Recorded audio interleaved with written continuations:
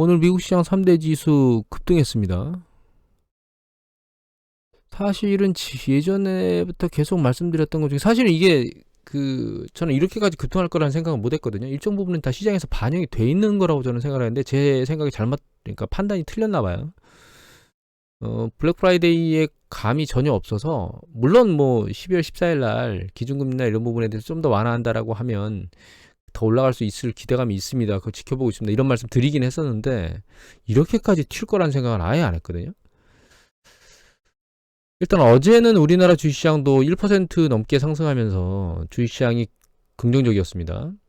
그런데 어제 튄 가장 주된 이유는 중국이 코로나 방역을 좀 완화하는 거 아니야? 지금 계속 중국이 내부적으로는 그 데모나 이런 것들 때문에 약간 소요가 발생하고 있는데, 중국에서 교수직을 하는 전문가분이 뉴스 보도에서 나온 걸 제가 어제 봤거든요. 근데 중국 당국 자체 내에서는 제로 코로나 방역 쪽으로 가려고 액션을 취하고 있는데 각 그 성 안에서 그게 진행되는데 문제가 있답니다. 문제가 있어서 이 방역이 느슨해지지 않는 그런 형태라고, 향후는 계속 느슨한 형태로 가게 될 거라고 의견을 제시하시더라고요. 그래서 흐름 자체는 방역 완화 쪽으로 가고 있는 것 같기는 합니다. 그런데 이게 좀 완화하다가 또 급등세로 확 올라가면 그 시기에 또다시 조이는 걸 할 것 같고, 완전 완화는 하지 못하겠지만 정책적으로는 점진적으로 완화를 하지 않을까, 이렇게 생각을 하게 만드는 뉴스 보도들이 계속 나오고 있습니다. 그리고 이렇게 되니까 어제 원달러 환율이 급락했습니다. 주가가 급등하면서 조금 더 내려가겠네요. 보니까 환율이. 제 개인적인 액션은, 제 개인 포트폴리오는 달러를 계속 매집하고 있습니다. 왜냐하면 나중에 내년에 경기 수축 국면에 주가 계속 추세적으로 하락할 거라고 생각하고 있습니다. 저는. 그때 이 환율이 다시 올라가게 될 겁니다. 그래서 이렇게 낮은 수준이 될수록 계속 달러를 계속 매집하고 있습니다. 지금 저는. 참고만 하시기 바랍니다. 그리고 어제 외국인들이 1조 넘게 샀거든요. 지금 1조 넘게 산 게 언제인지 모르겠습니다. 저렇게 많이 산 적이 없거든요. 최근에 들어서는. 여기 보시면 10월 달에도 없었고, 하루에 1조 넘게 산 적이 없거든요. 여기 6천억 정도 산 게 다였는데 저렇게 대차게 산 적이 있었나라는 생각 때문에 제가 이거 계속 뒤져봤는데 제 생각에는 없었던 것 같거든요. 이게 올해 있었나? 이것도 좀 황당합니다. 이것도 좀 황당해요. 일단은 뭐 어떤 형태로든 어제 이런 신호를 보였고, 오늘 또 미국장이 좋았으니까, 우리나라가 오늘 미국장을 받아가지고 또 좋으면 직전에 있었던 여기 2540선 장중 갔었거든요. 이거 뭐 1% 조금 더, 한 2% 올라버리면, 아이고 2%를 가도 못 가는군요. 2470, 가네요. 1% 가면 2500 가까이 갈 거고, 2% 가면은, 2% 정도 가면은 요 언저리에 도달할 것 같거든요. 조금 더 추세를 받아서 더 올라가 주면 정말 굿인 것 같고, 다만 이게 산타랠리까지 가겠느냐, 제 생각에는 그러진 않을 것 같습니다. 왜냐하면 지금 블랙 프라이데이 쪽에 그 실적이나 이런 걸 가지고는 전혀 반응을 안 했거든요. 근데 산타랠리가 그러면 그렇게 좋겠느냐, 그렇지는 않을 것 같습니다. 그래서 요번에 쭉 들려 올라가면 조금 더 비싼 가격에 팔 수 있는 마지막 타이밍이 아닐까, 그런 생각을 지금 하고 있습니다. 그리고 원자재가 또 여기 보면 달러 인덱스가 아랫방향으로 좀 내려왔거든요. 오늘 조금 들렸다가 그 발표 나면서 밑으로 세차게 내려왔어요. 주가 보시면 발표 나면서 고시게 급등하고 올라가고요. 그 다음에 달러 인덱스는 윗방향으로 들려 올라갔다가 제롬 파월 발표하면서 아랫방향으로 확 내려왔고, 요것 때문에 원자재 가격이 좀 들렸습니다. 오늘 중국 발언하고 같이 맞물려서 이게 들려 올라갔거든요. 그래서 시장 전체적으로는 조금 더 가지 않을까라는 생각을 하게 만드는 그런 형태로 움직이고 있는 것 같습니다. 오늘 미국 경제 지표 나온 거 보면 미국의 기업이익이 전분기 대비 감소했습니다. 보면. 그래서 이게 기업이 추세거든요. 두 가지인데, 하나는 재고를 포함한 이익, 그 다음에 재고하고 그 설비 투자, 자본 지출, 그걸 포함한 이익이고, 그건 제외한 이익이거든요. 요게 제외한 이익이고, 요게 포함한 이익이거든요. 그런데 일단 그 상승 속도가 좀 꺾이거나 아니면 횡보하고 있는 그런 패턴인 것 같아요. 원래 사실 기업이익은 경기 확장 국면에 계속 올라가지는 않습니다. 이렇게 일정 부분 올라가다가 멈춰요.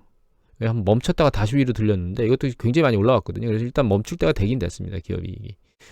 내년 경기 수축 얘기들을 계속 하고 있기 때문에 기업이익은 추세적으로는 밑방향으로 올라가지 못하고 옆으로 개걸음치거나 밑으로 밀릴 거라는 생각을 하고 있고요.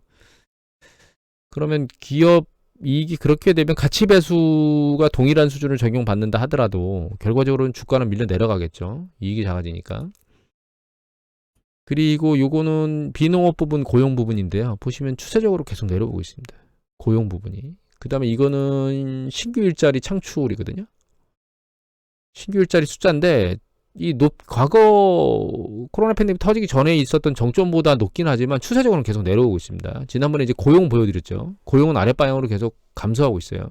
그러니까 일자리가 많긴 한데 그게 타결점에 맞아서 사람이 이제 뽑혀서 고용되는 것들은 숫자가 계속 줄어들고 있거든요. 거기다가 말씀드렸지만 신규 실업수당 청구 건수 말고 계속 실업수당 청구 건수 같은 경우는 누적적으로 계속 그 실업수당을 청구한 숫자들이 늘어나고 있거든요.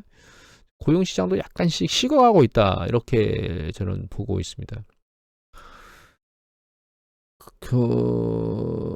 그냥 전체적으로 제가 소회를 얘기를 드리면 일단 제 생각보다는 제롬 파월 연준 의장의 그 금리 인상 속도 둔화 줄일 거다라고 하는 거에 대한 반응이 굉장히 셌고요.